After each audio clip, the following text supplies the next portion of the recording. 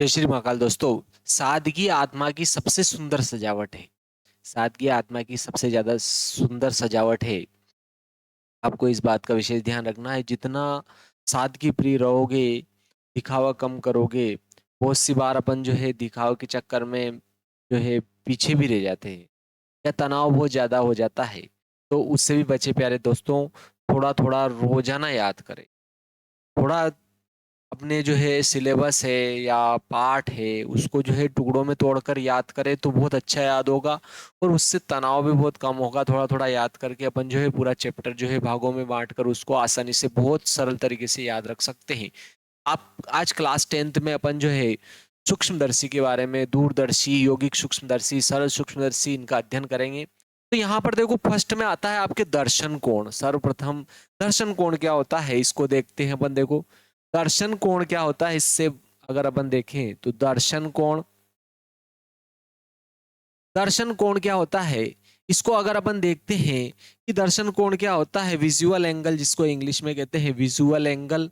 Visual angle या दर्शन कोण क्या होता है इसको अगर देखें तो देखो, अब जब अपन किसी वस्तु को देखते हैं, जब अपन किसी वस्तु को देखते हैं तो उस वस्तु का जो चित्र होता है अपने नेत्र के रेटिना पर बनता है और वो वस्तु अपने को क्या होती है, दिखाई देती है। तो यहाँ पर देखो ये अपना नेत्र है, ये अपना नेत्र है और नेत्र के सम्मुख दो स्थितियों में यहाँ पर अपने सम्मुख जो है वस्तु स्थित है। एक तो यहाँ पर देखो ये पास में वस्तु स्थित है और एक यहाँ पर दूर वस्तु स्थित है। देखो दोनों में वस्तुओं का साइज एक जैसा है, दोनों में वस्तुओं का साइज एक जैसा ही। ये अपना नेत्र है और ये नेत्र में भी क्या है, नेत्र लेंस बना लिया अपन ने। देखो ये आपके नेत्र लेंस है, ये अपने नेत्र लेंस है। दोनों ही नेत्रों में अपन ने देखा है, दोनों में क्या है, नेत्र लेंस है।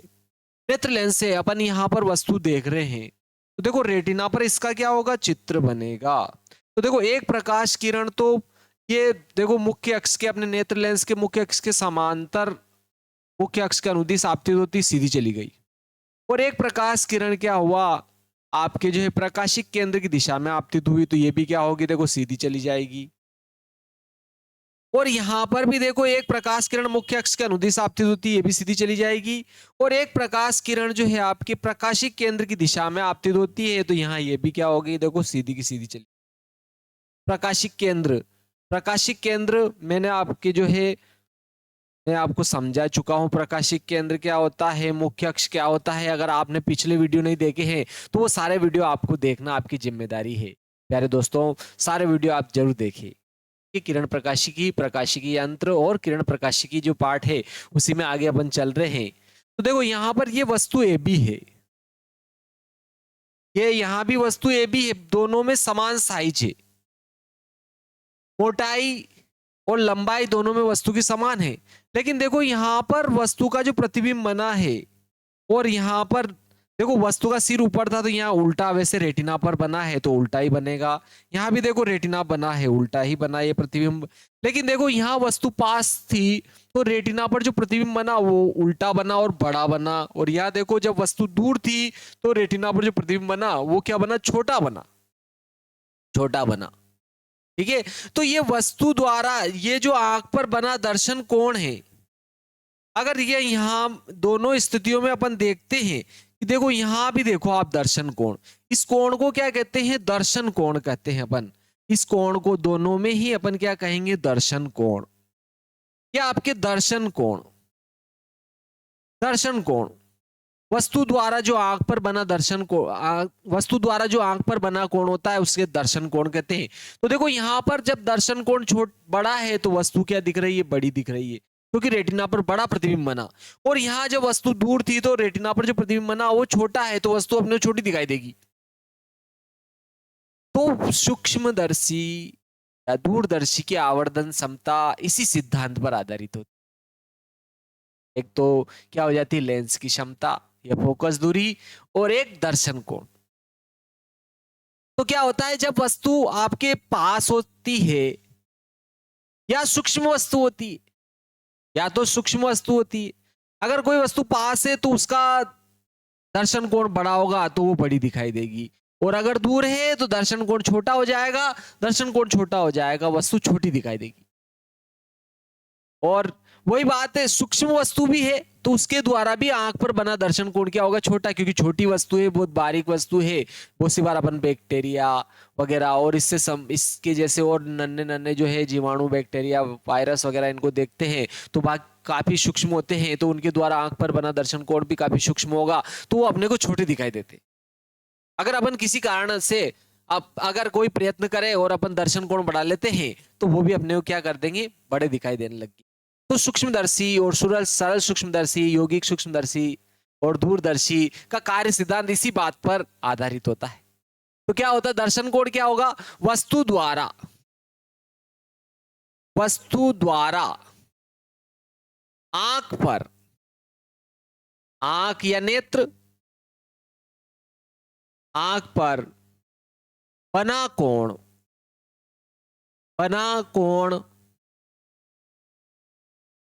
दर्शन कोण कहलाता है, विजुअल एंगल कहलाता है, दर्शन कोण कहलाता है। इस बात को आपको ध्यान रखना है, ठीक है। वस्तु द्वारा जो आंख पर बना दर्शन कोण, क्योंकि देखो ये एक्स के आकार के कोण है, और एक्स के आकार के कोण आप पढ़े होंगे 10th में और 9th में, शीर्षाभिमुख कोण कहलाते हैं और दोनों इक्वल होते हैं। तो देखो अगर ये आपके अल्फा है तो ये भी क्या होगा, अल्फा, दोनों बराबर होंगे, ठीक है। ये दोनों क्या होंगे, बराबर होंगे, दोनों कोण क्या होंगे, बराबर होंगे, एक्स के आकार के जो कोण होंगे बराबर होंगे। इधर वाला जो कोण होगा वही, तो अपन वस्तु द्वारा कह दो कि प्रतिबिंब द्वारा कह दो, नेत्र पर बने प्रतिबिंब द्वारा कह दो, दर्शन कोण सेम होगा। तो जब वस्तु दूर होगी तो आंख पर बना दर्शन कोण छोटा होगा, तो वस्तु छोटी और पतली दिखाई देगी, वस्तु छोटी भी दिखाई देगी और पतली भी दिखाई देगी। जैसे कि अपन देखो बहुत सी बार अपन एरोप्लेन देखते हैं तो पास होता है थोड़ा बड़ा दिखाई देता है, जैसे जैसे दूरी बढ़ती जाती है धीरे धीरे छोटा होते होते वो क्या होता है, जब बहुत ज्यादा दूर चला जाता है तो लुप्त हो जाता है, क्योंकि दर्शन कोण बहुत छोटा हो जाता है, वही कारण होता है। लेकिन पास होने पर वो अपने को क्या करता है, बहुत बड़ा दिखाई देता है। तो दर्शन कोण वस्तु द्वारा आंख या नेत्र पर बना दर्शन कोण, जो ठीक है, वस्तु द्वारा आंख या नेत्र पर बना कोण दर्शन कोण या विजुअल एंगल कहलाता है, ठीक है। वस्तु द्वारा आंख पर जो बना कोण होता है, वस्तु द्वारा नेत्र पर या आंख पर जो बना कोण होता है वो दर्शन कोण कहलाता है। और यदि दर्शन कोण बड़ा है तो वस्तु बड़ी दिखाई देगी। यदि यदि दर्शन कोण बड़ा है तो वस्तु मोटी और बड़ी दिखाई देगी, मोटी और बड़ी दिखाई देगी, बड़ी दिखाई देगी। इस बात का आपने को अच्छे से ध्यान रखना है, दिखाई देगी। और यदि दर्शन कोण छोटा है तो यदि दर्शन कोण छोटा है, दर्शन कोण छोटा है तो वस्तु छोटी और पतली दिखाई देगी, पतली दिखाई देगी, ठीक है।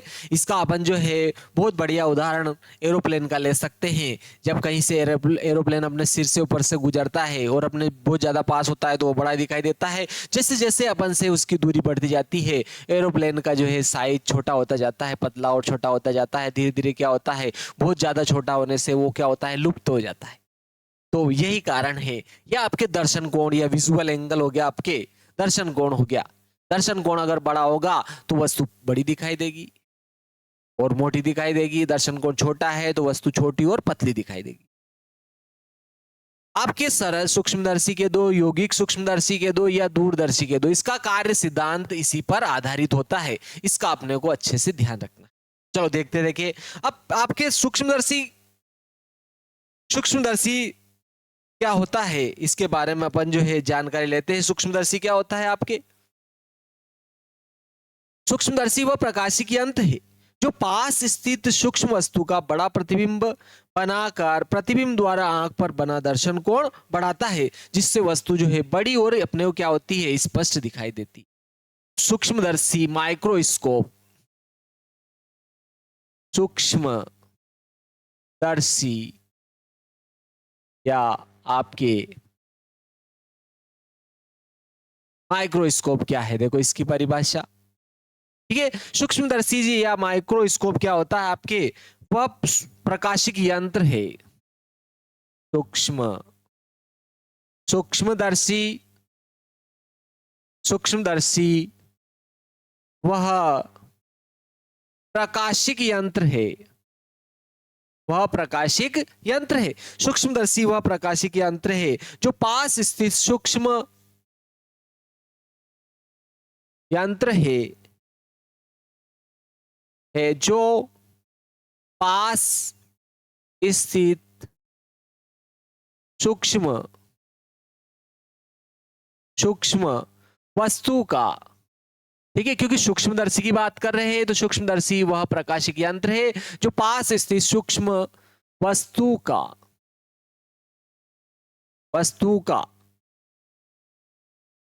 प्रतिबिंब द्वारा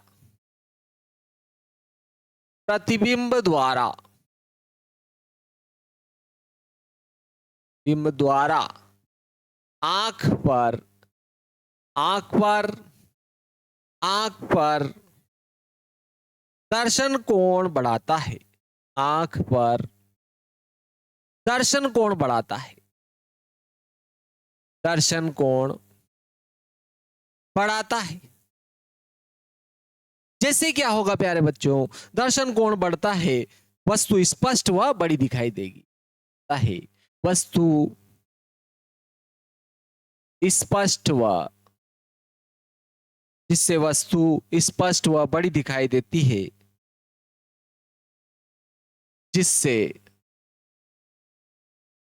जिससे वस्तु स्पष्ट और बड़ी दिखाई देती है। बड़ी दिखाई देती है, स्पष्ट भी दिखाई देती है और अपने को बड़ी भी दिखाई देती है, क्योंकि क्या करता है ये प्रतिबिंब द्वारा आंख पर बना दर्शन कोण बढ़ा देता है, जिससे वस्तु स्पष्ट और अपने को क्या करती है, स्पष्ट भी दिखाई देती है और बड़ी भी दिखाई देती है। ये आपके सूक्ष्मदर्शी की परिभाषा हो गई। देखो सूक्ष्मदर्शी एक सरल सूक्ष्मदर्शी भी होता है और यौगिक सूक्ष्मदर्शी भी होता है। तो सरल सूक्ष्मदर्शी को अब हम देखते हैं, सरल सूक्ष्मदर्शी क्या होता है। ठीक है, सरल सूक्ष्मदर्शी वैसे भी अपन सिंपल, देखो सूक्ष्मदर्शी की आवर्धन क्षमता देख लेते पहले। सूक्ष्म दर्शी की आवर्धन क्षमता, आवर्धन क्षमता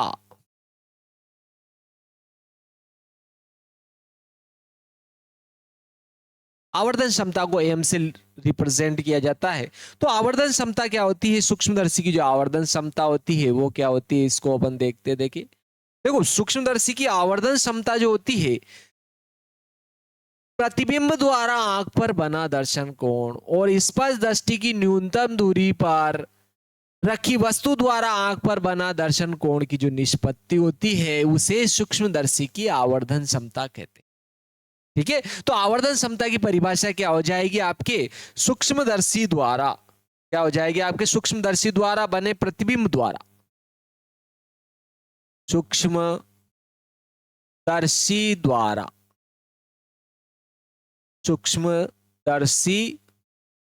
द्वारा आंख पर बने दर्शन कोण, सूक्ष्मदर्शी द्वारा आंख पर बने दर्शन कोण तथा वस्तु द्वारा स्पष्ट दृष्टि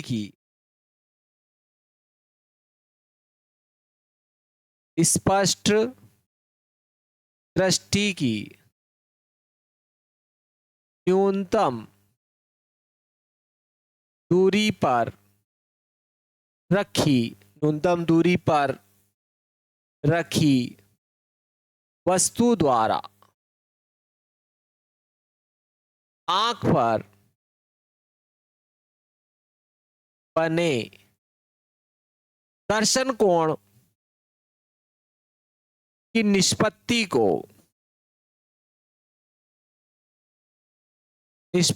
को सूक्ष्मदर्शी की आवर्धन क्षमता कहते हैं। सूक्ष्मदर्शी की आवर्धन क्षमता कहते हैं। यानी कि क्या हो जाएगी आवर्धन क्षमता, जब अपन एम से लिख रहे हैं या आवर्धन क्षमता ही लिख देते हैं अपन, आवर्धन क्षमता, तो क्या हो जाएगा आपके आवर्धन क्षमता प्रतिबिंब द्वारा, सूक्ष्मदर्शी द्वारा जो प्रतिबिंब बनता है, प्रतिबिंब द्वारा आंख पर बना दर्शन कोण, ऊपर क्या आएगा आपके प्रतिबिंब द्वारा नेत्र या आंख पर बना दर्शन कोण। और नीचे क्या आ जाएगा, स्पष्ट दृष्टि की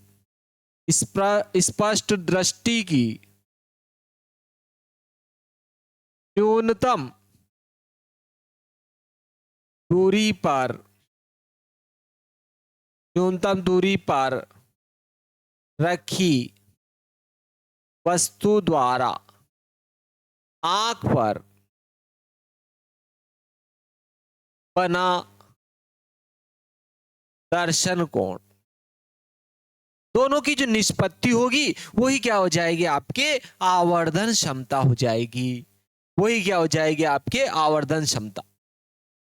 ठीक है, आवर्धन क्षमता आपके क्या हो जाएगा, प्रतिबिंब द्वारा आंख पर बना दर्शन कोण और स्पष्ट दृष्टि की न्यूनतम दूरी पर रखी वस्तु द्वारा आंख पर बना जो दर्शन कोण है, दोनों की जो निष्पत्ति होगी इसी को ही क्या कहेंगे अपन, आवर्धन क्षमता। और इसको अपन जो है बीटा और अल्फा से लिखेंगे।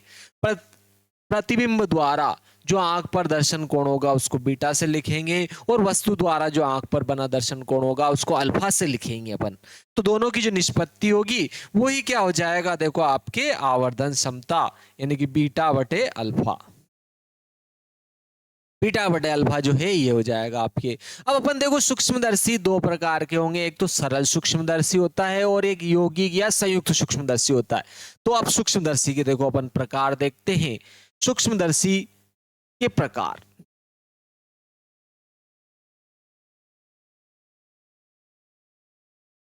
सूक्ष्मदर्शी के प्रकार यानी टाइप्स ऑफ माइक्रोस्कोप या सूक्ष्मदर्शी के क्या हो जाएंगे आपके प्रकार। ये यहां पर सूक्ष्मदर्शी के दो प्रकार होंगे, एक तो आपके क्या होगा सरल सूक्ष्मदर्शी, एक क्या हो जाएगा आपके सरल सूक्ष्मदर्शी।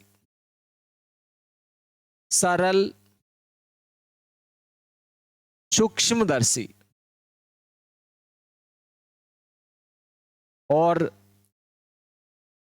एक तो हो जाएगा आपके देखो सरल सूक्ष्मदर्शी सिंपल माइक्रोस्कोप, और एक हो जाएगा आपके यौगिक या कंपाउंड माइक्रोस्कोप, संयुक्त या यौगिक सूक्ष्मदर्शी, संयुक्त या यौगिक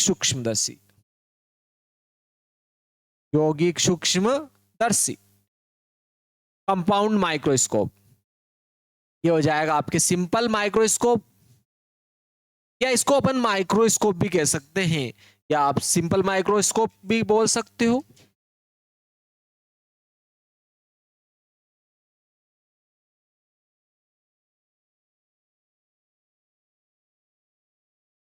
और इसको अपन कंपाउंड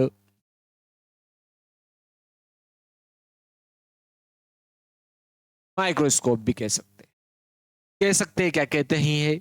तो देखो सरल सूक्ष्मदर्शी सिंपल हैंडल लगा हुआ जो आपके उत्तल लेंस होता है, वो क्या होता है आपके सिंपल हैंडल लगा हुआ जो लेंस होता है, सिंपल हैंडल लगा हुआ जो लेंस होता है, जो अपने ज्योमेट्रिक बॉक्स या कंपास के अंदर आता है, कंपास के साथ में, ठीक है, जो फ्रेम में लगा हुआ इस प्रकार से गोल फ्रेम में लगा हुआ आता है, ये इस प्रकार के गोल फ्रेम में लगा हुआ आता है, ठीक है। इस प्रकार के जो है आपके जो गोल फ्रेम में लगा हुआ जो गोल फ्रेम में अपने कंपास के अंदर आता है वो क्या होता है, सरल सूक्ष्मदर्शी होता है। ठीक है, ये क्या होता है सरल सूक्ष्मदर्शी, अधिक क्षमता या कम फोकस दूरी, अधिक क्षमता या कम फोकस दूरी का, अधिक क्षमता या कम फोकस दूरी का उत्तल लेंस होता है। सरल सूक्ष्मदर्शी क्या हो गया, कम फोकस दूरी, यह यह कम फोकस दूरी, फोकस दूरी या अधिक क्षमता का, अधिक क्षमता का उत्तल लेंस होता है, उत्तल लेंस होता है। ठीक है, जो आपके क्या होता है, सिंपल हैंडल लगा हुआ उत्तल लेंस भी कह सकते हैं इसको, जिसको बच्चे जो होते हैं क्या करते हैं, छोटे अक्षरों को बड़ा करके देखने के काम में भी आता है। क्यों, क्योंकि देखो अपने को, अपन ने पहले पढ़ चुके हैं अपन, जब उत्तल लेंस के प्रकाशिक केंद्र और फोकस के बीच में अगर वस्तु रखी गई हो तो उसका प्रतिबिंब वस्तु की ओर ही बनता है, बड़ा बनता है, आवर्धित बनता है और सीधा बनता है। सरल सूक्ष्मदर्शी की कार्य सिद्धांत इसी बात पर आधारित है, सरल सूक्ष्मदर्शी का कार्य सिद्धांत इसी बात पर आधारित है।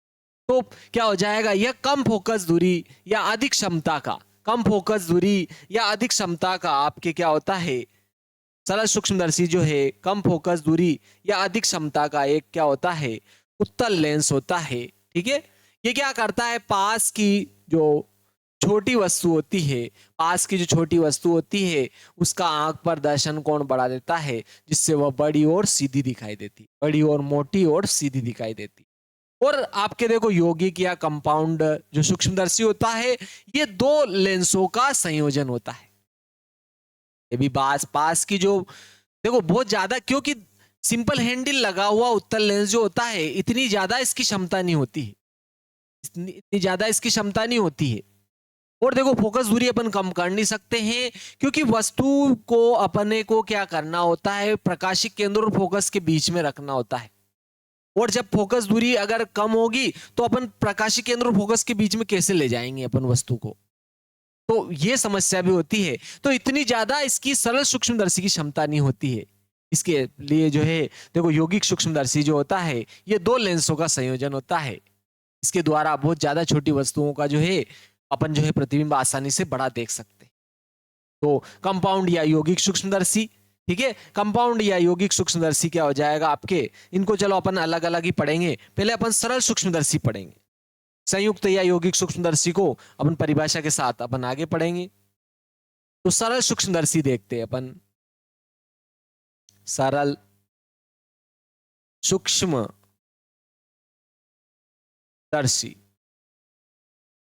सिंपल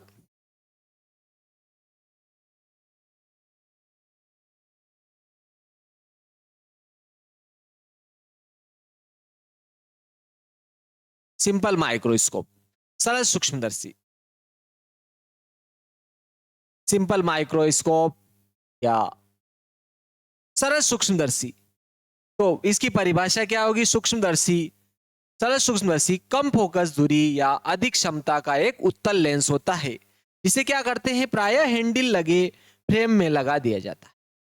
ठीक है, जिसे हैंडल लगे फ्रेम में प्रायः लगा दिया जाता है, जैसा मैंने आपको कहा कंपास में आता है ये। ठीक है, और ये आपके सुनार हुए या घड़ी के पुर्जे देखने वाले हुए, ये भी इसका प्रयोग करते हैं। ठीक है, और ये जो आपके इलेक्ट्रिशियन है, ठीक है, वेल्डिंग करने वाले हुए, गैस वेल्डिंग करने वाले, ये भी रखते हैं। बहुत सी बार जो है आपके किसी जो इंस्ट्रूमेंट हुआ या कोई पात्र हुआ उनमें काफी बारीक दरार होती है, उसको देखने के लिए भी इसको प्रयोग किया जाता है।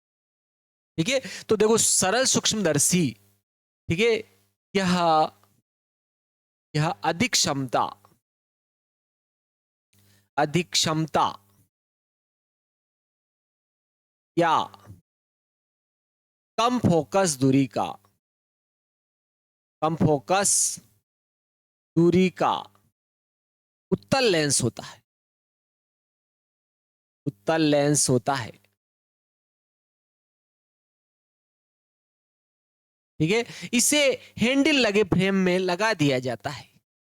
इसे इसे हैंडल हैंडल लगे फ्रेम में लगा दिया जाता है, लगा दिया जाता है। हैंडल लगे फ्रेम में लगा दिया जाता है, हैंडल लगे फ्रेम में लगा दिया जाता है। सरल सूक्ष्मदर्शी की आपके क्या होगी परिभाषा। अब देखो इसके आवर्धन क्षमता के लिए सूत्र की स्थापना करते हैं अपन। ये आपके इसकी क्या हो गई परिभाषा हो गई। अब देखो ये सरल सूक्ष्मदर्शी अपन इसका चित्र बना लेते हैं सर्वप्रथम। ये आपके फ्रेम में लगा हुआ सिंपल जो है सूक्ष्मदर्शी है। ये इसका प्रकाशिक केंद्र हो गया। ये इसका क्या हो गया प्रकाशिक केंद्र हो गया। यहां पर कोई वस्तु, ये इसका क्या हो गया प्रकाशिक केंद्र। ये आपके क्या है सरल सूक्ष्मदर्शी। ये इसका क्या हो गया प्रथम फोकस F1। जितना इधर F1 रहेगा उतना ही आपके इधर भी क्या रहेगा F2। अगर दोनों ओर की वक्रताएं बराबर है तो दोनों समान होते हैं। ठीक है, ये F1 है, उधर क्या हो गया F2 हो गया। यहां पर जब देखो प्रकाशिक केंद्र और फोकस के बीच में अगर कोई वस्तु है तो उसका सीधा आवर्धित और बड़ा प्रतिबिंब अपने को दिखाई देता है। मान लिया जाए कि देखो यहां पर ये वस्तु रखी गई है AB, यहां पर अपने पास में ये वस्तु AB रखी गई है, ये भी वस्तु रखी गई है। और देखो यहां पर आपके एक प्रकाश किरण क्या हुई मुख्य अक्ष के समांतर आपतित हुई। जो प्रकाश किरण मुख्य अक्ष के समांतर आपतित होती है वो आपके अपवर्तन के पश्चात फोकस से होकर गुजरती है। तो देखो यहां पर ये आपके फोकस से होकर गुजर गई, फोकस से होकर गुजर गई। और जो प्रकाश किरण प्रकाशिक केंद्र की दिशा में आपतित होती है वो बिना विचलित हुए सीधी की सीधी चली।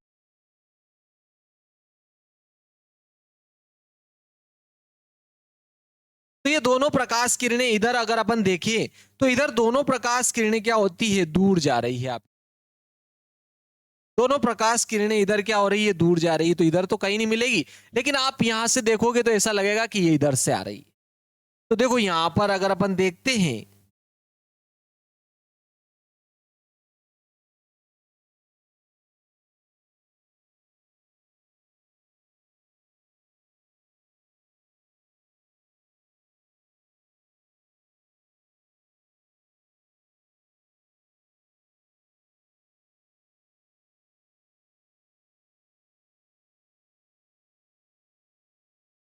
देखो यहां से अगर अपन देखा तो ऐसा लग रहा है कि यहां से आ रही है, अर्थात ये ए बी का प्रतिबिंब ए डैश बी डैश पर बन गया। आपके ए बी का जो प्रतिबिंब है आपके यहाँ पर ए डैश बी डैश पर बन जाता है।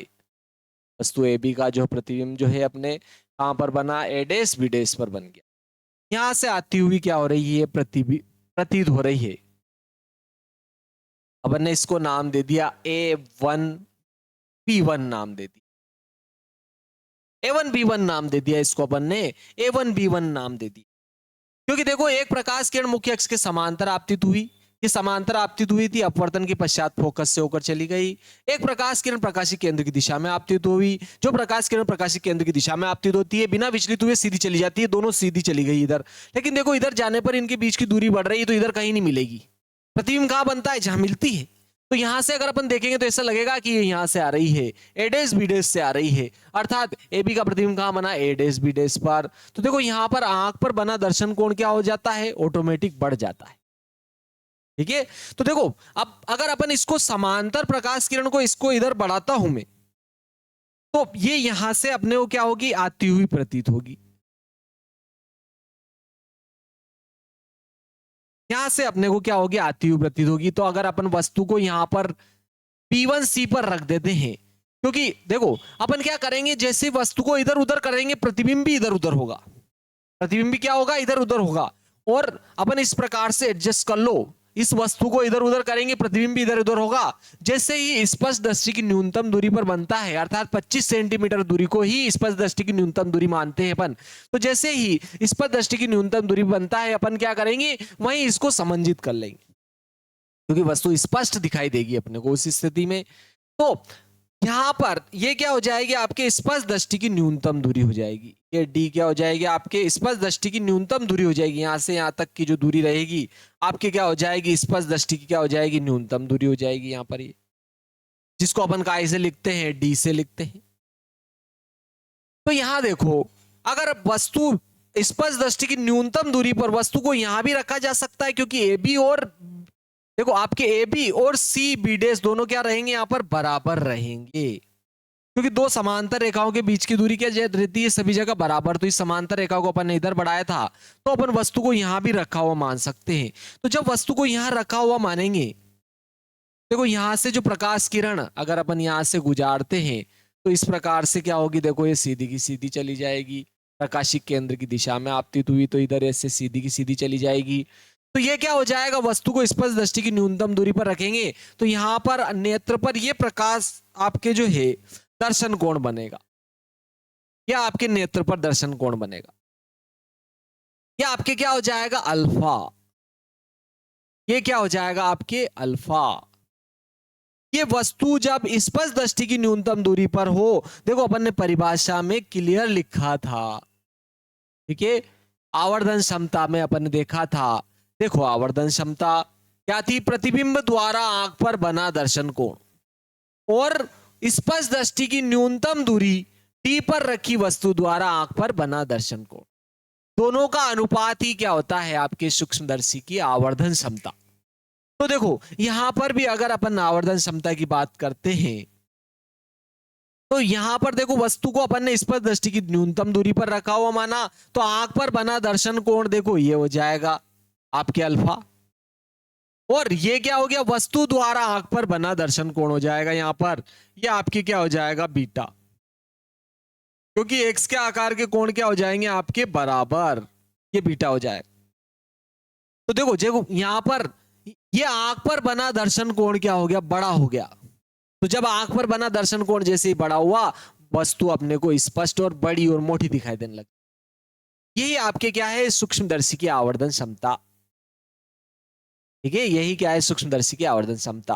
तो आपके सूक्ष्मदर्शी क्या हो गया, अधिक क्षमता या कम फोकस दूरी का एक उत्तल लेंस होता है, उत्तल लेंस होता है, जिसे सामान्यतः हैंडल लगे फ्रेम में लगा दिया जाता है। इसका सिद्धांत देखो, इसका सिद्धांत इस बात पर निर्भर करता है कि देखो अधिक क्षमता लेंगे तो फोकस दूरी कम, फोकस दूरी कम हो जाएगी, फोकस दूरी जैसे कम होगी क्षमता बढ़ जाएगी, और वो क्या करेगा, आवर्धन क्षमता क्या हो जाएगी, बढ़ जाएगी। लेकिन देखो फोकस दूरी अपन कम नहीं ले सकते, ज्यादा कम नहीं ले सकते, क्योंकि ज्यादा कम लोगे तो वस्तु को प्रकाशिक केंद्र और फोकस के बीच में कैसे रखोगे, कम दूरी रहेगी तो इतना ज्यादा इसकी फोकस दूरी अपन जो है कम नहीं ले सकते, ठीक है, इसलिए इसकी इतनी ज्यादा क्षमता तो नहीं होती है। लेकिन फिर भी अपन जो है अक्षर वगैरह और इनको बहुत बड़ा करके देख सकते हैं, वस्तुएं, घड़ी के पुर्जे वगैरह, और इनमें अपन देखेंगे, इसके उपयोग में अपन देखेंगे। तो ये आपके क्या हो गया, सूक्ष्मदर्शी हो गया। तो इसके आवर्धन क्षमता के लिए अब सूत्र की स्थापना करते हैं, बहुत ही महत्वपूर्ण है। देखो 2019 में भी पूछा गया आपके मध्य प्रदेश बोर्ड में, 2000 आपके जो है 19 में भी पूछा गया है, और 2024 में भी वार्षिक परीक्षा में पूछा गया है, क्लास 12th में 2019 और 2024 में। सरल सूक्ष्मदर्शी किसे कहते हैं, इसकी आवर्धन क्षमता के लिए सूत्र की स्थापना कीजिए। जबकि अंतिम प्रतिबिंब स्पष्ट दृष्टि की न्यूनतम दूरी पर बनता है, और नंबर 2 जबकि अंतिम प्रतिबिंब अनंत पर बनता है, और नामांकित चित्र बनाता था। तो ये आपके नामांकित चित्र हो गया। तो देखो इसके आवर्धन क्षमता के लिए अगर अपन सूत्र की बात करते हैं, तो आवर्धन क्षमता के लिए सूत्र हो जाएगा आपके आवर्धन क्षमता,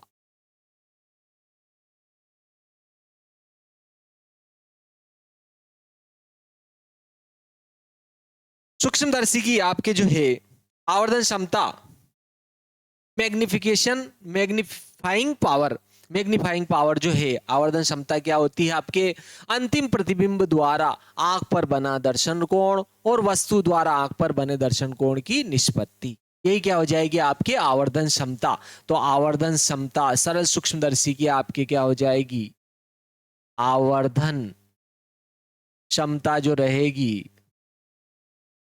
क्या हो जाएगी, इसको अपन एम से भी लिखेंगे। ये क्या हो जाएगा आपके अंतिम प्रतिबिंब द्वारा, अंतिम प्रतिबिंब, या आप प्रतिबिंब द्वारा आंख पर बना दर्शन कोण भी लिख सकते हो इसको, प्रतिबिंब द्वारा।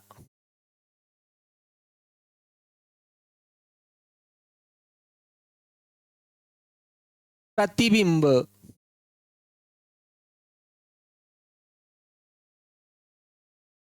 प्रतिबिंब द्वारा आंख पर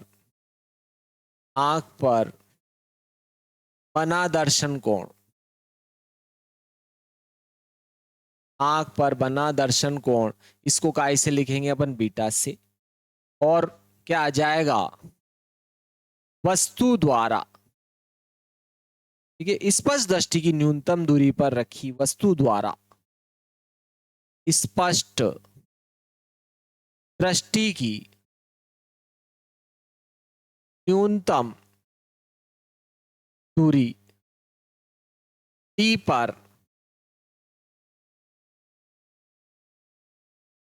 रखी वस्तु द्वारा आंख पर बना दर्शन कोण, दर्शन कोण, इसको काय से लिखेंगे अपन, अल्फा से लिखेंगे, ठीक है ना। तो सूक्ष्मदर्शी द्वारा बने प्रतिबिंब द्वारा आंख पर बना दर्शन कोण और स्पष्ट दृष्टि की न्यूनतम दूरी डी पर रखी वस्तु द्वारा आंख पर बना दर्शन कोण, दोनों का जो अनुपात होता है इसको ही क्या कहेंगे अपन, आवर्धन क्षमता, एम से लिखेंगे, अर्थात बीटा बटे अल्फा, यही क्या हो जाएगा आपके आवर्धन क्षमता। ये क्या हो जाएगा आपके आवर्धन क्षमता, बीटा बटे अल्फा क्या हो जाएगा आपके आवर्धन क्षमता हो जाएगी। ये इसकी परिभाषा भी है, ये परिभाषा क्या हो जाएगी, अंतिम प्रतिबिंब या प्रतिबिंब द्वारा आंख पर बना दर्शन कोण और वस्तु द्वारा स्पष्ट दृष्टि की न्यूनतम दूरी पर रखी वस्तु द्वारा आंख पर बने दर्शन कोण की निष्पत्ति को सरल सूक्ष्मदर्शी या सूक्ष्मदर्शी की आवर्धन क्षमता, सरल सूक्ष्मदर्शी की आवर्धन क्षमता का परिभाषा क्या हो जाएगी आपके, प्रतिबिंब द्वारा आंख पर बना दर्शन कोण या सूक्ष्मदर्शी द्वारा बने प्रतिबिंब द्वारा आंख पर बना दर्शन कोण और स्पष्ट दृष्टि की न्यूनतम दूरी पर रखी वस्तु द्वारा आंख पर बना दर्शन कोण की निष्पत्ति को सूक्ष्मदर्शी की आवर्धन क्षमता, सूक्ष्मदर्शी क्या कहेंगे, आवर्धन क्षमता कहेंगे। ठीक है, परिभाषा लिखने की जरूरत नहीं है, अपन ने फार्मूला लिख दिया यहां पर। यदि देखो अल्फा बीटा अत्यल्प है, यदि अल्फा और बीटा अत्यल्प है, यदि अल्फा बीटा अत्यल्प है, ठीक है, यदि अल्फा और बीटा क्या है, अत्यल्प है, यदि अल्फा व बीटा अत्यल्प है तो, ठीक है, अगर अल्फा बीटा क्या है, अत्यल्प है, तो देखो अपन अल्फा को टेन अल्फा के बराबर मानेंगे और बीटा को क्या करेंगे, टेन बीटा के बराबर मानेंगे। क्यों मानेंगे वो भी मैं आपको समझा देता हूं, अगर आपको समझा में आ जाए तो ठीक है, नहीं तो कोई दिक्कत नहीं है। यदि अल्फा बीटा क्या है, अत्यल्प है, तो क्या हो जाएगा, अल्फा बीटा को टेन बीटा के बराबर मानेंगे, अल्फा को टेन अल्फा के बराबर, तो अत्यल्प है तो अपन क्या करेंगे, अल्फा के बराबर क्या मानेंगे, लगभग टेन अल्फा, और बीटा के बराबर क्या मान लेंगे, लगभग टेन बीटा। ठीक है, तो अल्फा की बीटा की जगह टेन बीटा लिख देंगे, अल्फा की जगह टेन अल्फा लिख देंगे। क्यों लिख देंगे, देखो आपने सारणी में देखा है 0 डिग्री, 30 डिग्री, 45 डिग्री, 60 डिग्री और 90 डिग्री, ये आपके थीटा के मान है। और आपने टेन थीटा का मान भी देखा होगा, जैसे ही थीटा की जगह 0 लिखोगे तो 0 का मान 0 ही होता है, 30 का मान 1/वर्गमूल 3 होता है, टेन 45 का मान 1 होता है, टेन 60 का √3 होता है, और 90 का अगर आप देखो तो अगर देखोगे तो क्या होता है, अपरिभाषित होता है आपके। ठीक है, क्या होता है, अपरिभाषित होता है। तो ये मान आता है। यानी कि कहने का अर्थ है कि जैसे जैसे कोण बढ़ता जाता है, जैसे जैसे कोण बढ़ता जाता है, टेन का मान क्या होगा, टेन त्रिकोणमितीय अनुपात का मान बढ़ता जाएगा। लेकिन देखो जीरो के लिए तो जीरो हो गया ना, जीरो के कम बहुत कम है, बहुत कम के लिए बहुत कम ही आ गया। देखो जीरो के लिए लगभग जीरो के बराबर या थोड़ा बड़ा हो तो लगभग 5 degree, 6 degree, 7 degree, 8 degree, 10 degree, 15 degree तक। तो देखो छोटा कोण के लिए छोटा ही आ जाएगा मान, वो का वो ही आ जाता है, ठीक है, वो का वो ही आ जाता है। तो अपन देखो टेन अल्फा को टेन अल्फा के बराबर भी ले सकते हैं। देखो जीरो को टेन जीरो के बराबर ले लिया, ठीक है, जीरो को टेन जीरो के बराबर, टेन जीरो का मान भी जीरो ही आ रहा है। तो अपन जीरो को क्या कर सकते हैं, टेन जीरो का मान जीरो के बराबर आ रहा है, यानी जीरो को टेन जीरो भी तो लिख सकते हैं। तो अल्फा को टेन अल्फा लिख देंगे और बीटा को टेन बीटा लिख देंगे। तो अगर कोण बहुत छोटा होता है तो अपन क्या करेंगे, अल्फा को टेन अल्फा के बराबर ले लिया अपन ने और बीटा को टेन बीटा के बराबर ले लिया। तो चलो देखो अब अपन इन कोणों को लिखते हैं। तो देखो ये क्या है, देखो अंतिम प्रतिबिंब द्वारा आंख पर बना दर्शन कोण, ये क्या है बोलो, ये आपके क्या है, स्पर्श दृष्टि की न्यूनतम दूरी पर रखी वस्तु द्वारा आंख पर बना दर्शन कोण है। तो देखो इन दोनों कोणों को अगर अपन देखते हैं यहां पर चित्र में, ये सूक्ष्मदर्शी हो गया, यहां पर ये क्या हो गया आपके सूक्ष्मदर्शी। तो देखो सूक्ष्मदर्शी में यहां पर ये कौन सा कोण है आपके, देखो अंतिम प्रतिबिंब द्वारा आंख पर बना दर्शन कोण,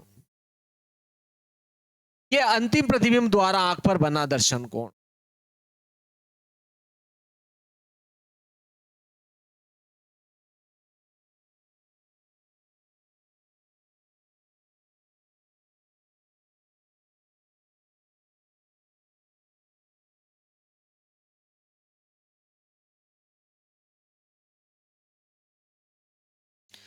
अंतिम प्रतिबिंब द्वारा आंख पर बना दर्शन कोण क्या है, आपको समझ में आ रहा होगा, ए डैश ओ बी डैश, ए डैश ओ बी डैश, और ये तो ए ओ बी के बराबर आ गया। और इसको क्या लिख रखा है अपन ने, देखो बीटा, ठीक है, क्या लिख रखा है बीटा। देखो ये वाला कोण लिखो आप या ये वाला कोण लिखो, बस अपन ने कोण को यहां से माप लिया, यहां पर यहां से माप रखा है, कोण तो वही आ रहा है ना बीटा, कोण वही आ रहा है बीटा। और देखो वस्तु द्वारा स्पष्ट दृष्टि की न्यूनतम दूरी पर रखी वस्तु द्वारा स्पष्ट दृष्टि की न्यूनतम दूरी पर रखी वस्तु द्वारा आंख पर बना दर्शन कोण। यहां पर देखो ये अगर वस्तु को यहां रख दिया, क्योंकि दो समांतर रेखाओं के बीच की दूरी क्या होती है, बराबर होती है, तो सी ओ बी डैश हो जाएगा, क्या रहेगा आपके सी ओ बी डैश, और बराबर क्या आ रहा है, ये अल्फा रहेगा, ये क्या हो जाएगा आपके अल्फा हो जाएगा, अल्फा हो जाएगा ये आपके, ये अल्फा हो गया। तो चलो अल्फा और बीटा के मान अपन वहां पर रखते हैं, ठीक है, अल्फा और बीटा के मान अपन निकालते हैं अगर यहां पर। तो देखो टेन एक तो आ रहा है आपके टेन बीटा, चलो पहले टेन अल्फा ले लेते हैं अपन, टेन अल्फा। देखो टेन होता है लंबटे आधार, टेन क्या होता है लंबटे आधार, तो टेन आपके क्या होता है लंबटे आधार।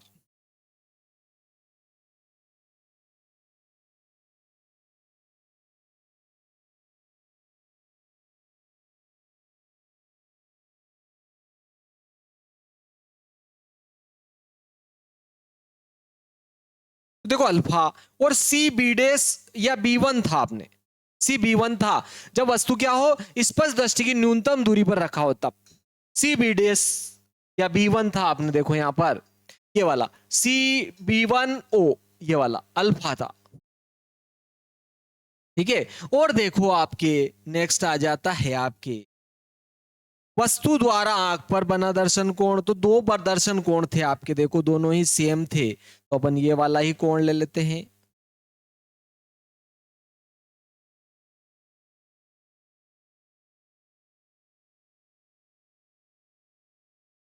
ये आपके क्या था, बीटा, ए बी और ये ओ, ए बी ओ, या आपके क्या था देखो, ए डेस बी डेस ओ, ठीक है। या अपन ये भी ले सकते हो आप चाहो तो,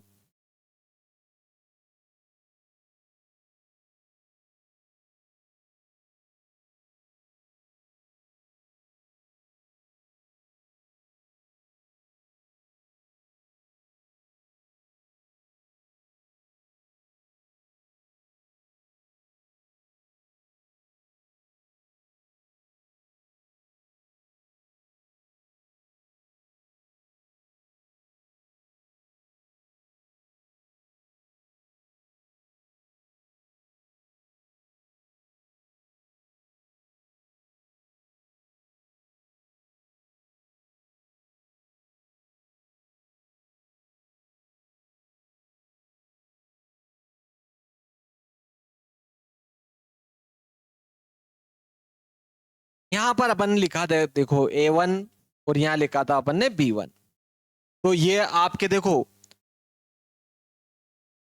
यहां पर अगर अपन चित्र में देखते हैं तो ये A1 B1 ओ लिख दो या ए बी ओ लिख दो, दोनों एक ही हुए तो बीटा ही रहेंगे दोनों कोण। तो अपन ने यहां पर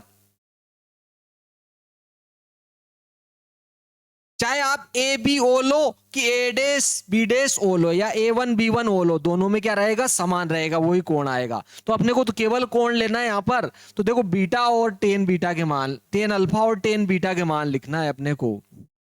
और ये होता है लंब बटे आधार, देखो कोण के सामने का लंब होता है और 90 के सामने का तो कर्ण हो गया आपके, बचा जो आधार। यहां भी देखो कोण के सामने का लंब हो जाएगा, बचा जो आधार रहेगा। तो अपन अल्फा लेंगे तो देखो लंब बटे आधार, तो ये तो ओ रहा है, ओ है आपके, तो देखो लंब तो क्या हो गया आपके, C B dash, C B dash हो गया। लंब तो क्या हो गया आपके, सी बी वन लिख देते हैं, चलो सी बी वन ही है। लंब तो ये हो गया, आधार हो गया ओ बी वन। और टेन बीटा में देखो आप ये कोण ही लेना पड़ेगा अपने को, क्योंकि ये दोनों क्या रहेंगे, समरूप रहेंगे। और संगत भुजाएं क्या रहेगी, समानुपातिक। तो जब समानुपातिक होगी तो इसकी जगह ये मान आ जाएगा, इसकी जगह ये मान आ जाए। संगत भुजाएं क्या होगी, समानुपातिक। तो देखो अपन ने A1 B1, इसके बटे में क्या आएगा आपके, AB। देखो इसकी संगत भुजाएं जो रहेगी आपकी, ये तो A1 B1 बटे क्या आया, OB, OB1 बराबर क्या आएगा, AB बटे क्या आ जाएगा, OB।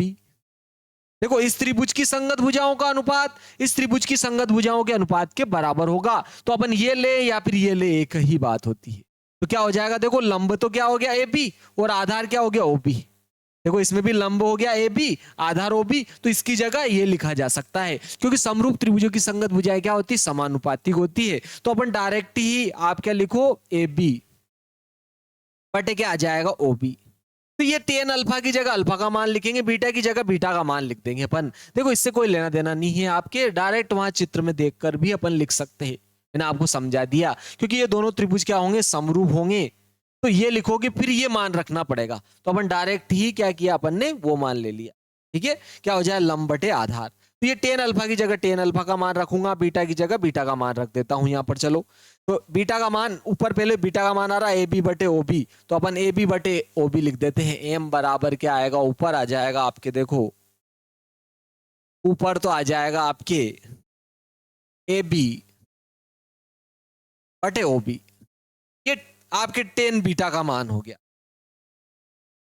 ठीक है। टेन बीटा का मान AB बटे OB ऊपर आया था, इसका मान तो ऊपर लिखा आएगा, अल्फा का नीचे, CB1 बटे OB1, CB1 बटे OB1, CB1 बटे OB1 आ जाएगा।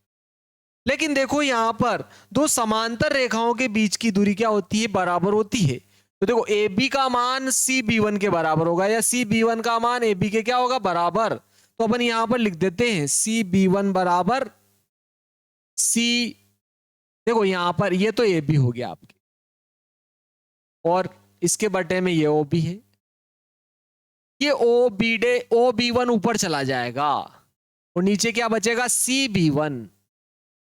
लेकिन आपके देखो सी बी वन अभी हाल देखा अपन ने किसके बराबर था, ए बी के बराबर था, क्योंकि दो समांतर रेखाओं के बीच की दूरी क्या होती है, बराबर होती है। तो आपके देखो ये सी बी वन और ए बी दोनों बराबर है तो कट जाएगा ये, इससे ये क्या हो जाएगा, कट जाएगा, दोनों बराबर है तो क्या आएगा, देखो ऊपर ओ बी वन आएगा और नीचे क्या आएगा ओ बी आएगा आपके। तो देखो चिन्ह परिपाटी अब देखें अपन, चिन्ह परिपाटी से एक तो आ रहा है देखो आपके ओ बी वन और एक आ रहा है ओ बी, इन दोनों के अगर अपन मान देखते हैं, देखो एक तो आया आपके ओ बी और एक आ रहा है ओ बी वन, और ओ बी क्या है देखो आपके, इसका मान तो ये वस्तु है तो इसको काय से लिखेंगे अपन यू से, लेकिन इधर माप रहे हैं तो माइनस यू हो जाएगा, तो यहां पर अपन क्या लिखेंगे माइनस यू, ओ बी की जगह तो क्या लिखेंगे माइनस यू। और ओ बी वन आपके जो है ये डी है, लेकिन माइनस डी आ जाएगा, कैसे आ जाएगा देखते हैं अपन, देखो अभी आप देखो ओ बी वन क्या आ रहा है डी, लेकिन इधर माप रहे हैं अपन और प्रकाश किरण की विपरीत दिशा में, किरण इधर से इधर आपतित हो रही है, अपन उल्टी दिशा में चल रहे हैं तो ऋण डी आ जाएगा ये भी, और ये भी ऋण यू आ जाएगा आपके। प्रकाशिक केंद्र से वस्तु की दूरी, प्रकाशिक केंद्र से प्रतिबिंब की दूरी, तो अपन ने डी बटे क्या लिखे माइनस डी और माइनस यू ले लिया, इसको लिख दिया वहां पर चिन्ह परिपाटी से। ये दोनों मान अपन रख देते हैं, चलो तो एम बराबर आपके देखो आवर्धन क्षमता क्या आ जाएगी, ओ बी वन का मान, देखो ओ बी वन का मान तो माइनस डी लिखेंगे और आपके ओ बी का मान माइनस यू लिखेंगे, माइनस माइनस प्लस हो जाएगा, तो डी बटे यू ये आपकी क्या आ गई आवर्धन क्षमता। सरल सूक्ष्मदर्शी की क्या आ गई आपके आवर्धन क्षमता, सरल सूक्ष्मदर्शी की आवर्धन क्षमता आ गई। इसको अपन ने देखो समीकरण नाम दे दिया एक, इसको अपन ने क्या किया समीकरण नाम दे दिया आपके एक, नाम दे दिया डी बटे यू। अब देखो प्रथम स्थिति उसने आवर्धन क्षमता कब पूछी है, जबकि अंतिम प्रतिबिंब स्पर्श दृष्टि की न्यूनतम दूरी पर बनता है, और दूसरा पूछा है जबकि अंतिम प्रतिबिंब अनंत पर बनता है। दो स्थितियों में उसने जो है आवर्धन क्षमता पूछी है, तो अपन लिख देते हैं जब जब अंतिम प्रतिबिंब जब अंतिम प्रतिबिंब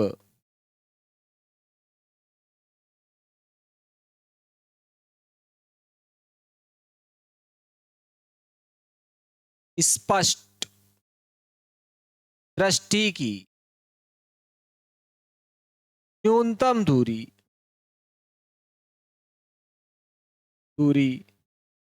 पर बनता है,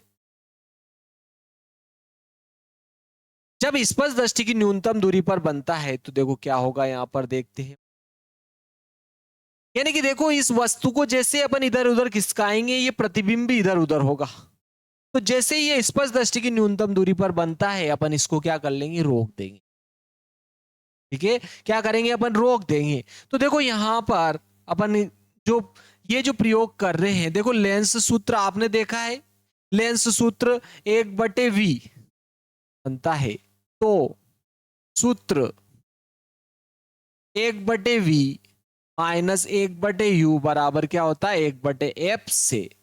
इस सूत्र में अपन क्या कर रहे हैं देखो मान रख रहे हैं,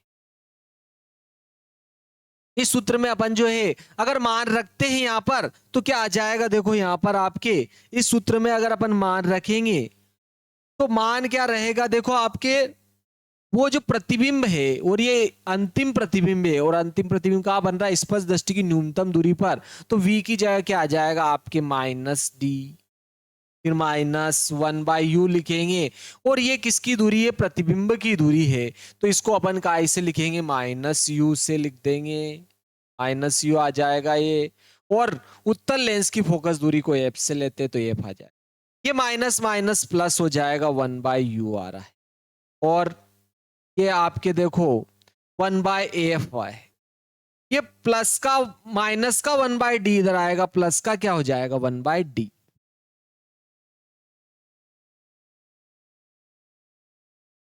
तो यहां पर देखा अपन ने माइनस माइनस प्लस हुआ, 1/u बचा। ये -1/d है, ये 1/f। उत्तल लेंस की फोकस दूरी धनात्मक होती है। यहां पर देखो ये आपके माइनस का 1/d अगर उधर जाता है तो प्लस का 1/d हो जाता है, प्लस का 1/d हो जाता है। अब मैं क्या कर रहा हूं, देखो d/u लाने के लिए मैं इसमें d से क्या कर रहा गुणा करूंगा। तो जैसे मैं d से गुणा करूंगा यहां भी क्या आ जाएगा, d आ जाएगा। यहां भी आपके d आ जाएगा और यहां भी d आ जाएगा, d से गुणा करेंगे तो देखो यहाँ d से d कटेगा, 1 बचेगा। तो d/u का मान क्या है, d/a + 1 आ जाएगा। तो इस समीकरण 1 में मान रख देते हैं अपन। तो समीकरण 1 से आपके आवर्धन क्षमता m बराबर क्या आ रही, देखो d/u का मान d/a + 1 आया। क्या आया आपके, d/a + 1 आया, या 1 + d/f भी लिखा जा सकता है। तो ये आपके क्या आ गई, देखो आवर्धन क्षमता। आवर्धन क्षमता आ गई। ये आपके आवर्धन क्षमता के लिए सूत्र हो गया। आप चाहो तो इसका गुणा इधर करोगे तो आपके वो भी आवर्धन क्षमता रहेगी, या 1 + d/f भी लिखा जा सकता है। ये जब अंतिम प्रतिबिंब स्पष्ट दृष्टि की न्यूनतम दूरी पर रखी गई हो, जब अंतिम प्रतिबिंब स्पष्ट दृष्टि की न्यूनतम दूरी पर बनता हो, तो उस स्थिति में जो है, जब अंतिम प्रतिबिंब स्पष्ट दृष्टि की न्यूनतम दूरी पर बनता हो तो उस स्थिति में आवर्धन क्षमता है। ठीक है, ये तो पहली स्थिति तो ये आ गई। दूसरी स्थिति जब अंतिम प्रतिबिंब अनंत पर बनता है, सेकंड, जब अंतिम प्रतिबिंब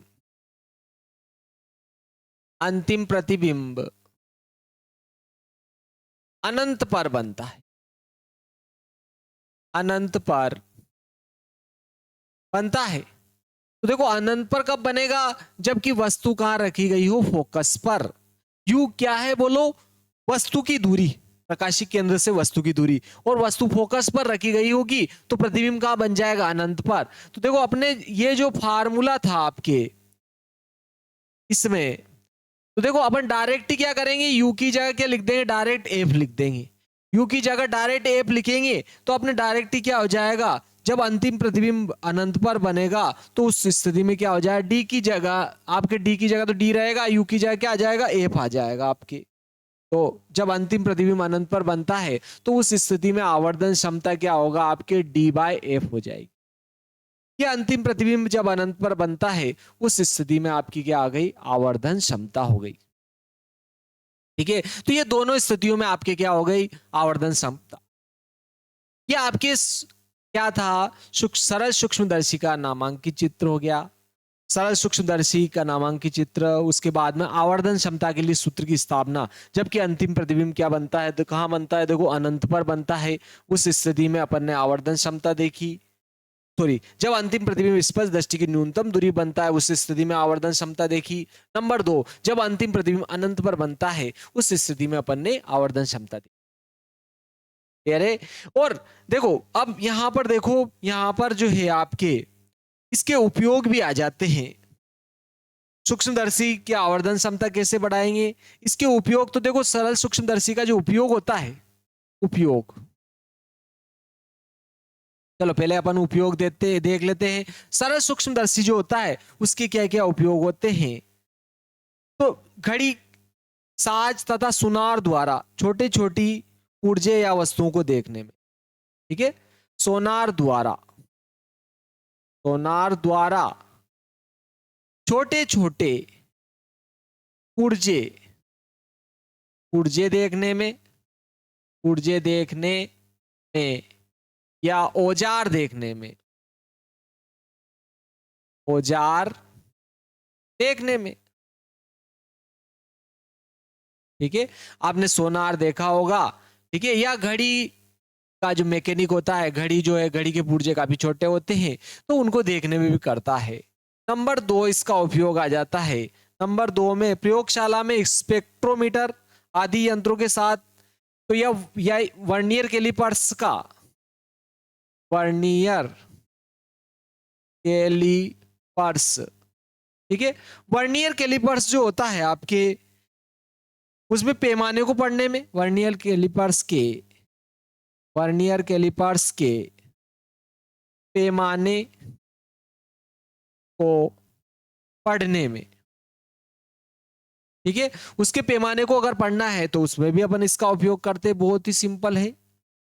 और लास्ट आ जाता है पुस्तक के छोटे अक्षरों को पढ़ने में। पुस्तक या बाजार में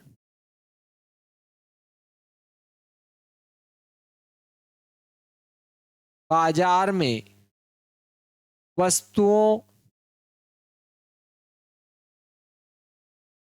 पर अंकित मूल्य पढ़ने में, मूल्य पढ़ने में, ठीक है, मूल्य पढ़ने में भी कर सकते हैं। वस्तु के ऊपर जो मूल्य अगर बहुत बारीक अक्षरों में लिखा रहा है तो उसको पढ़ने में भी इसका उपयोग कर सकते हैं। चलो अब इसके आवर्धन क्षमता किस किस तरीके से अपन बढ़ा सकते हैं, आवर्धन क्षमता बढ़ाने के उपाय। आवर्धन क्षमता बढ़ाने के उपाय, उपाय किसकी किन किन उपायों का प्रयोग करके अपन जो है सूक्ष्मदर्शी की जो है अपन आवर्धन क्षमता जो है बढ़ा सकते हैं। ठीक है, तो देखो अपन ने सूक्ष्मदर्शी की आवर्धन क्षमता अभी हाल देखी है। देखो सूक्ष्मदर्शी की जो आवर्धन क्षमता आई थी अपने पास में आई थी T/A+1, T/A+1। तो देखो फोकस दूरी जब कम होगी तो आवर्धन क्षमता क्या होगी, ज्यादा होगी, क्योंकि बटे में आ रही है। ठीक है, तो आवर्धन क्षमता देखो m बराबर होता है आपके D/A+1 से। स्पष्ट है, स्पष्ट है, एप को घटाकर m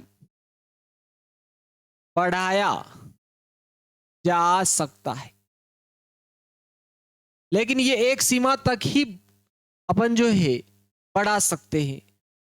क्यों, कारण ये है कि ज्यादा फोकस दूरी कम ले लोगे तो देखो फोकस दूरी कम लेने पर जो प्रति वस्तु रखी जाती है प्रकाशीय केंद्र और फोकस के बीच में रखी जाती है, फोकस दूरी कम होगी तो लेंस के प्रकाशीय केंद्र और फोकस के बीच में वस्तु कैसे रखोगे, ये समस्या हो जाएगी। तो फोकस दूरी अगर अपन देखो कम ले रहे हैं, मान लिया आपने 5 सेंटीमीटर फोकस दूरी ले ली, अगर 5 सेंटीमीटर फोकस दूरी ले रहे हो, ये स्पष्ट दृष्टि की न्यूनतम दूरी 25 होती है और ये 5 लिया +1, तो देखो 5 एकम 5 हो जाए, 5 और 25 कितना हो रहा, 30/5 और 5 छंग 30, 6 आ गई आवर्धन क्षमता। अगर 5 ली अपन ने 5 सेंटीमीटर तो भी 6 आपके आवर्धन क्षमता 6 आ रही है। ठीक है, वो भी 5 सेंटीमीटर फोकस दूरी पर ली तो भी आपकी 6 सेंटीमीटर ही आ रही है, आवर्धन क्षमता केवल 6 आ रही।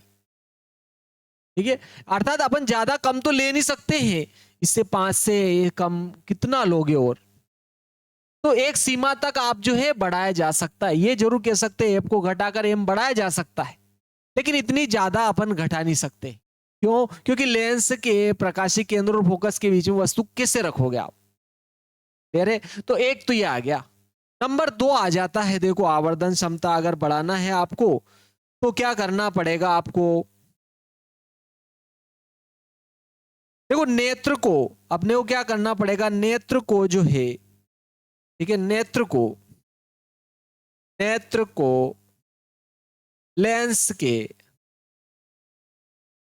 लेंस के पास रखे।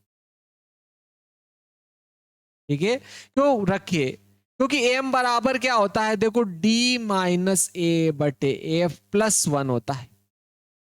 ये a क्या है, लेंस से नेत्र की दूरी है। नेत्र की दूरी कम होगी तो ऑलरेडी आवर्धन क्षमता क्या हो जाएगी, बढ़ जाएगी, क्योंकि देखो d में से a घट रहा है तो आपको नेत्र को क्या करना पड़ेगा, पास रखना पड़ेगा, तभी जाकर अपन जो है आवर्धन क्षमता बढ़ा सकते। तो देखो फोकस दूरी अपन बढ़ाकर, फोकस दूरी घटाकर भी आवर्धन क्षमता बढ़ा सकते। लेकिन देखो दूसरी बात यह है कि आप कितना घटा के रखोगे। अगर 5 सेंटीमीटर फोकस दूरी का अपन ने उत्तल लेंस लिया तो उसकी भी मात्र 6 ही आ रही है आवर्धन क्षमता। ठीक है, तो इतनी ज्यादा नहीं बढ़ा सकते हैं अपन, इतनी ज्यादा बढ़ाई नहीं जा सकती।